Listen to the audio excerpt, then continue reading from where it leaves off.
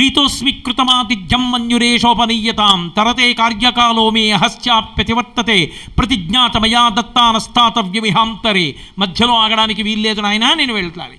ఒక్కసారి ముట్టుకున్నారు, చెయ్యేశారు, పొంగిపోయాడు మైనాకుడు, బయలుదేరి వెళ్ళిపోయాడు. ఆయన ముందుకెళ్ళిపోయారు, అలాగే నిశ్చేష్టుడై నిలబడిపోయాడు. ఏమి మహానుభావుడు, ఎంతటి నిస్వార్థమూర్తి.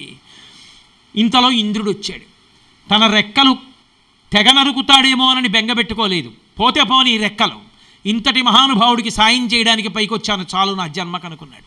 ఇంద్రుడన్నాడు, హిరణ్యనాభ శైలేంద్ర పరితుష్టస్మితే భృశం అభయం తే ప్రయచ్ఛామి తిష్ట సౌమ్య యథాసుఖం అన్నాడు. హిరణ్యనాభ, ఓ బంగారు శిఖరములు కలిగినటువంటి వాడా, బంగారు రూపమును పొందినటువంటి వాడా, మైనాకుడా, నీ రెక్కలు తరగను. నువ్వు పరమ ప్రశాంతంగా పరమ సంతోషంగా రెక్కలతో అలాగే ఉండు, నిన్ను విడిచిపెడుతున్నానన్నాడు. ఎందుకో తెలుసా?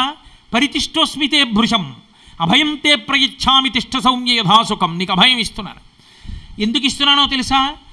రామకార్యం మీద నిస్వార్థంగా వెడుతున్నటువంటి వ్యక్తికి కాసేపు విశ్రాంతి తీసుకోమని సహాయం చేయడానికి ముందుకొచ్చాం. ఆయన విశ్రాంతి తీసుకున్నాడా, నీ దగ్గర పండు తిన్నాడా, నీ దగ్గర తేనె తాగాడా? ఏమీ లేదు.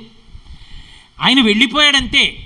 కానీ నా మీద వాలవయ్యా, కాసేపు విశ్రాంతి తీసుకోవయ్యా, పండు తినవయ్యా, తేనె తాగవయ్యా అన్నావు.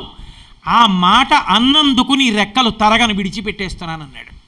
రెండో మాట నిరూపించింది సుందరకాండ.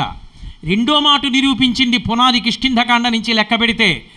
ఒకడు రెక్కలు కాలిపోయిన సంపాతి రామకార్యం మీద వెడుతున్న వాళ్ళకి మాట సాయం చేస్తే రెక్కలు వచ్చాయి.